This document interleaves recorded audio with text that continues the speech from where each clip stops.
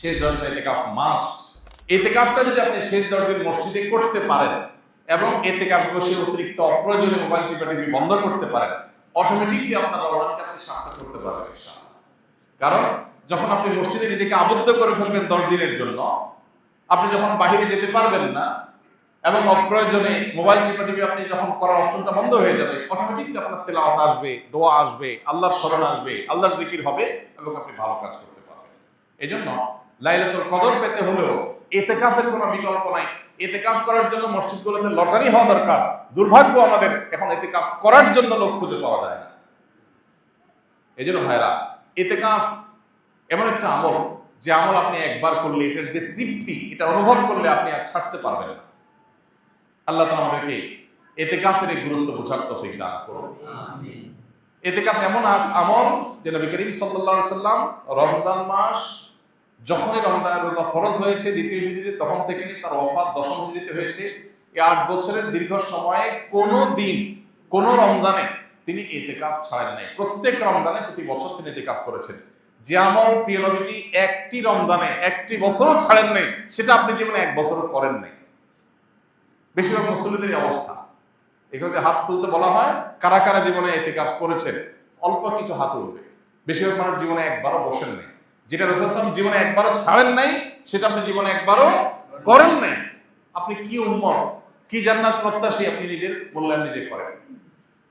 রাসূল সাল্লাল্লাহু আলাইহি ওয়াসাল্লাম জীবনে যেটা ছাড়েন নাই, এটা আপনি 1-2 বার হলে তো করবেন। এই জন্য ইতিকাফ করার নিয়ত করবো তো ইনশাআল্লাহ।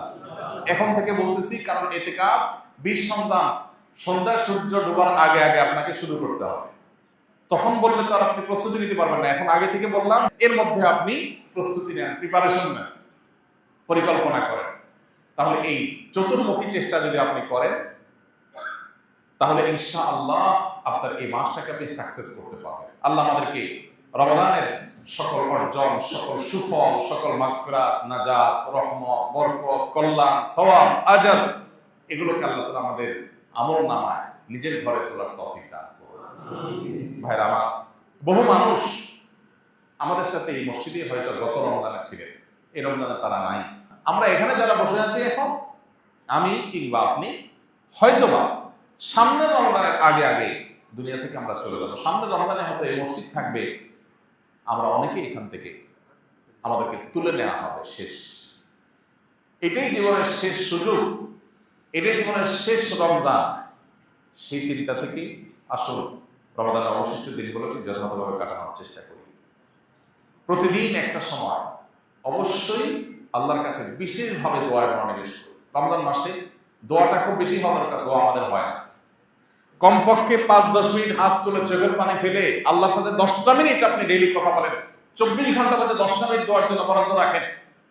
ইফতারের আগে হুলস্থুল কোনোভাবে আমরা থামাইতে পারি না। ইফতারের 15 মিনিট আগে বাসার সমস্ত আয়োজন স্টপ করে দেন, যা যেখানে আছে। এইভাবে পেঁয়াজি এখনো চুলার উপরে আছে, চুলা বন্ধ করে দেন। এই পেঁয়াজি মাগরিবের পরে খাবো আজকে আর দরকার নাই, কারণ এখন এটা করতে গেলে আজকের দোয়াটা মিস হয়ে যাবে। 15 মিনিট আছে, এখন পরিবারের সঙ্গে আল্লাহর কাছে হাত তোলেন। ইফতারের আগে দোয়া কবুল হয়। ভোর রাত দোয়া কবুলের সময়। ভোর রাতে উঠেও আমরা মোবাইল টিপি বন্ধ হয় না। ফেসবুকের নোটিফিকেশন, যুবক পোলাপানের মা বাপ চিল্লাইতে মোবাইল হাত থেকে রাখে না। এরপর এসে খাবে, এমন সময় খাবে যে তার খাবারের প্লেট এক হাতে, আর এক হাতে খাবারের লোকমা, আর এদিকে মসজিদের মুয়াজ্জিনের হাতে মাইক। কম্পিটিশন চলে, কে আগে দেয়, কি মুয়াজ্জিন আগে আজান শুরু করে দেয়, সে আগে শেষ করতে পারে, কম্পিটিশন হয়। এটা কি সাহারি না তামাশা? শেষ সময় সাহারি করতে বলা হয়েছে, এর মানে এই না যে লাস্ট মিনিট পর্যন্ত আপনি খাবেন। নবী করিম সাল্লাল্লাহু আলাইহি ওয়াসাল্লাম সাহারি খেয়ে শেষ করে ফজর নামাজ শুরু করতেন, মাঝখানে 50 আয়াত তেলাওয়াতের মতো আনুমানিক 10 মিনিট সময় গ্যাপ থাকতো। তাহলে শেষের দিকে সাহারিতে শেষে করেন আর আগে করেন, ভোর রাতে যখনই উঠেন একটু দোয়া, এটা যদি আপনি করেন ইনশাআল্লাহ বিদিল্লাহ রমজানটা আপনার কাছে প্রাণবন্ত হবে, উপভোগ্য হবে। আপনি রমজানকে ফিল করতে পারবেন। 10টা মিনিট করে ডেইলি কাটার ব্যবস্থা করার অভ্যাস করেন। পরিবারের সব সদস্যদেরকে নিয়ে বা যার যার মতো করে সবাই দোয়া করেন, চেষ্টা করবো তো ইনশাআল্লাহ। আল্লাহ আমাদেরকে তৌফিক দান করুন। যারা জিনের উপদ্রবের শিকার হয়েছে, ব্ল্যাক ম্যাজিকে যারা আক্রান্ত হয়েছেন, এবং যারা এটা রতিয়া শরঈয়া করেছেন, শরঈ ঝাড়ফুঁকের শরণাপন্ন যারা হয়েছেন, সার্ভিস যারা নিয়েছেন, তারা জানবেন খুব ভালো করে যে কোরআন তার সবচেয়ে বড় মিরাকল হলো কোরআন আল্লাহ রাব্বুল আলামিনের এমন এক কালাম, এমন এক গ্রন্থ যে এইটার তেলাওয়াতের ফলে অনেক রোগ, অনেক অসুখ, অনেক আধ্যাত্মিক সমস্যা, এমনকি জিন জাদুর যে সমস্যা, এটা ট্রিটমেন্ট তেলাওয়াতের মাধ্যমে হয়ে যায়। আমার পরিচিত একাধিক মানুষ, পার্সোনালি আমি খুবই চিনি, ব্যক্তিগতভাবে ফ্যামিলিগতভাবে আমার সাথে ভালো সম্পর্ক আছে, এরকম মানুষ আছে। একসাথে উমরা করতে গেছি, ওনার ফ্যামিলিতে জিনের সমস্যা অনেক, উপদ্রব ভয়ঙ্কর। তো রমজানে যখন মক্কায় হারাম শরীফে একদিন, 2 দিন, 3 দিন তারাবির নামাজ পুরার সময় উনি ওনার ফ্যামিলি তারা সামিল হয়েছেন, তেলাওয়াত শুনেছে, এরপর থেকে তাদের অসুস্থতা ভয়ঙ্করভাবে বেড়ে গেল। আমাদেরকে জানালেন যে হঠাৎ করে একবার বেহুশ হয়ে যাওয়ার অবস্থা, সহ্য করা যাচ্ছে না, তেলাওয়াত কাহিনী কি। তো আমি রাকিদের সাথে যোগাযোগ করলাম, বিভিন্নভাবে পরামর্শ আলোচনা করলাম, করার পরে অ্যাসেসমেন্ট করে দেখা গেল যে মেডিসিন জায়গা মতো পড়েছে, অর্থাৎ এই যে তেলাওয়াত হচ্ছে সেই তেলাওয়াতের ফলে তার ট্রিটমেন্ট শুরু হয়ে গেছে। তখন সেই ভদ্রলোক আমাকে বললেন, ভাই আমার তো ফ্লাইট কালকেই ছিল, তা আমি ফ্লাইট টিকিট ক্যান্সেল করে নতুন করে টিকিট করতেছি, আমি ইনশাআল্লাহ আরো 1 সপ্তাহ পরে যাব, মানে আরো 1 সপ্তাহ ট্রিটমেন্ট নেব। তিনি আরো 1 সপ্তাহ থাকলেন, এরপরে অনেকটা সুস্থ হয়ে তার ফ্যামিলি তিনি দেশে ফিরেছে।